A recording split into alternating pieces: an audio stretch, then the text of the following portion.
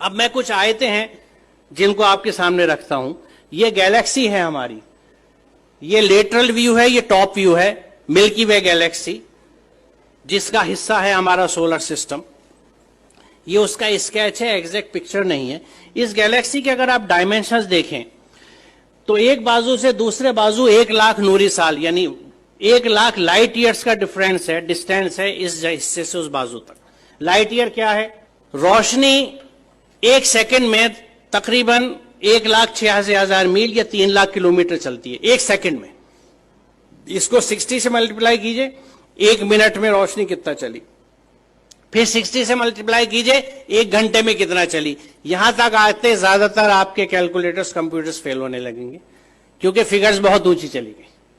अब आप इसको 1 घंटे में आपने टाइम निकाल लिया कि 1 घंटे में रोशनी ने कितना सफर तय किया, इसको 24 से जरब दीजिए तो 1 दिन में रोशनी कितनी चली, फिर 30 से जरब दीजिए 1 महीने में कितनी चली, फिर 12 से जरब दीजिए तो 1 साल में कितनी चली। It will be N astronomical figure. 1 साल में रोशनी जितना फासला तय करती है, जितना डिस्टेंस कवर करती है, उसको 1 लाइट ईयर या 1 नूरी साल कहा जाता है। तो ये कितना फासला होगा आप अंदाजा लगाइए। और सिर्फ इस गैलेक्सी के इस कहकशां के, ये मिल्की वे जो दूधिया कहकशां है, इसके एक बाजू से दूसरे बाजू आने के लिए आपको 1,00,000 लाइट ईयर्स चाहिए।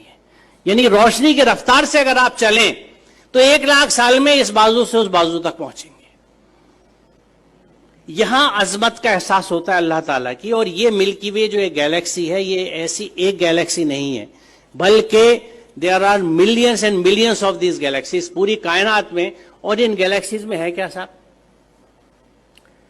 सितारे जिनकी डिफरेंट लाइफ साइकिल्स हैं, अगर आप स्टार्स की पढ़ें, या प्लैनेट्स जो उनके चारों तरफ घूम रहे हैं। सबसे बड़ा सवाल ये आता है कि ये रुके हुए कैसे हैं? रात में जो आसमान हमें इतना अच्छा दिखता है, उसमें तारे नजर आ रहे हैं, चांद नजर आ रहा है, ये रुके हुए कैसे? What is holding them? वो क्या चीज है? वो कौन से कुव्वतें हैं? आज हम जानते हैं कि ये इलेक्ट्रोमैग्नेटिक फोर्सेस हैं जिनके बैलेंसिंग से इनको हमने रोक रखा है। It is just phenomenal.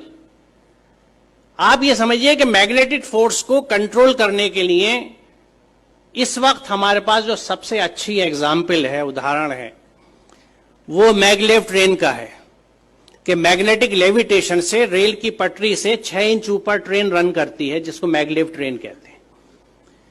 उस मैग्नेटिक लेविटेशन से एक ट्रेन को सिर्फ हमने 6 इंच ऊपर उठाया है।